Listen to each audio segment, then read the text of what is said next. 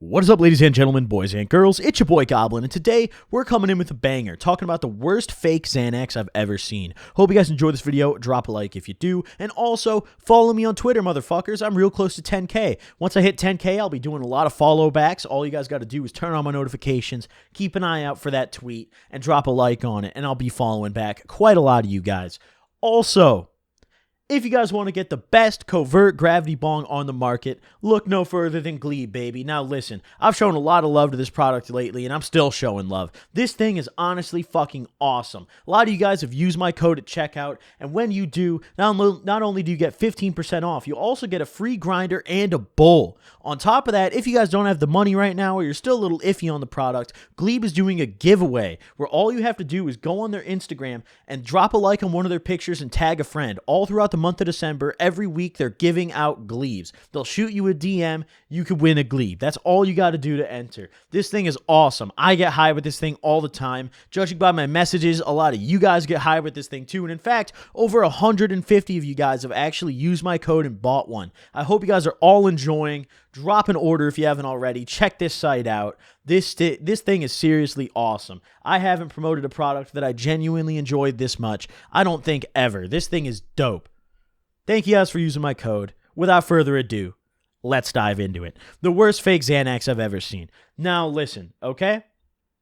This shit was horrible. I've told this story on stream before, so for those of you guys who tune into my live streams on YouTube, you may have heard this story, alright? But nevertheless, I assume most of you guys watching this haven't.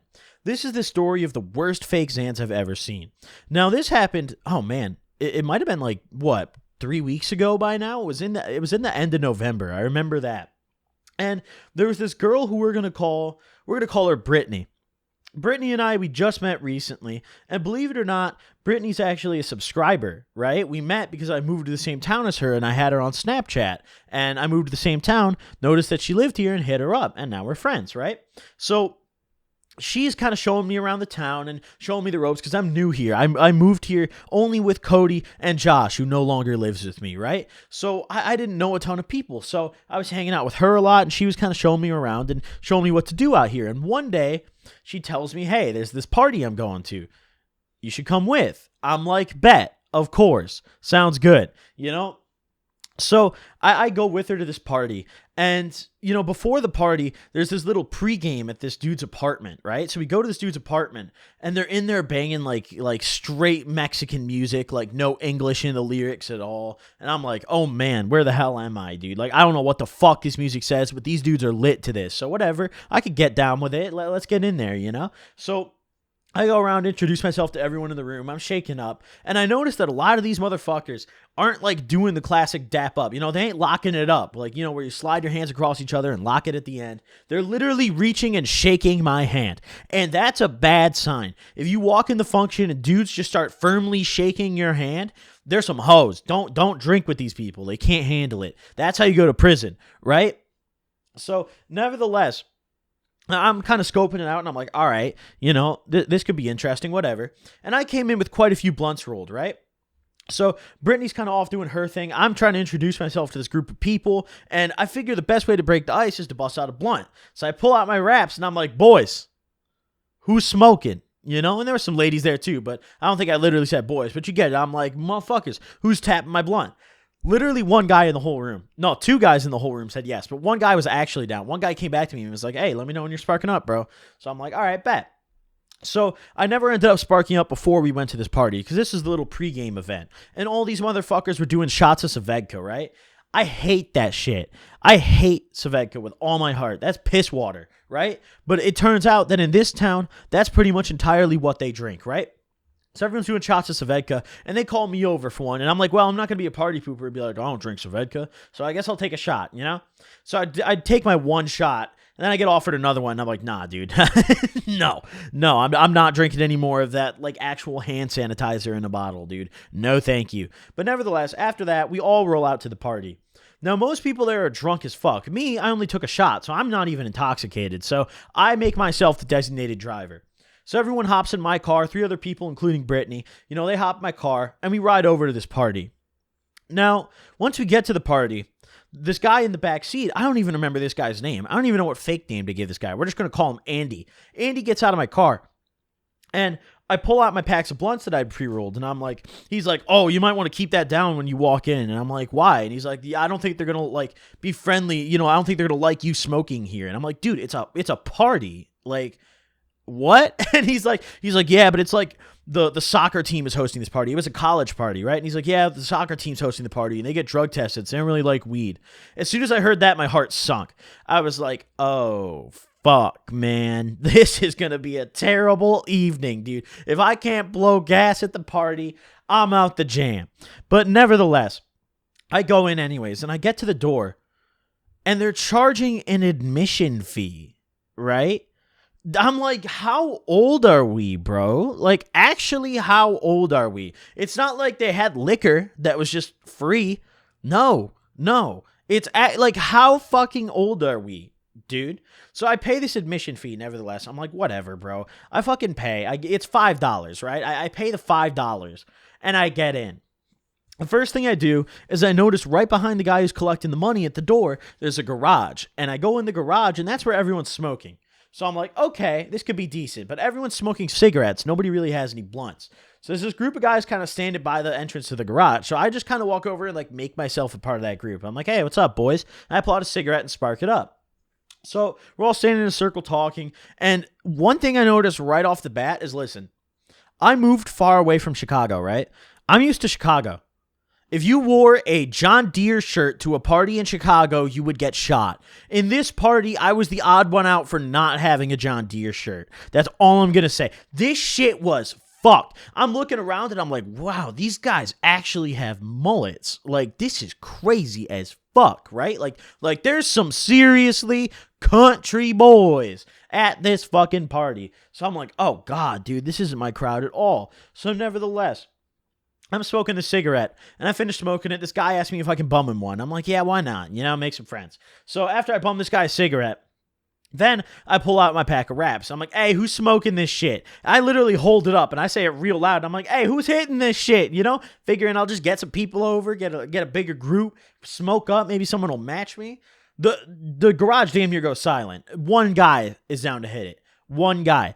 And I noticed the one guy who said he's down to hit it is insanely intoxicated, right? Now, listen, I really underestimated the soccer team party, or overestimated, I guess. Like, the fact that only one kid in the whole garage, there was at least 25, 30 people in this garage smoking. The fact that only one kid in this garage wanted to hit my blunt blew my mind. It pissed me off. I was like, this party sucks. I don't care what's happening inside. This party sucks. So, nevertheless, this kid's talking to me, and he's like barely able to stand up.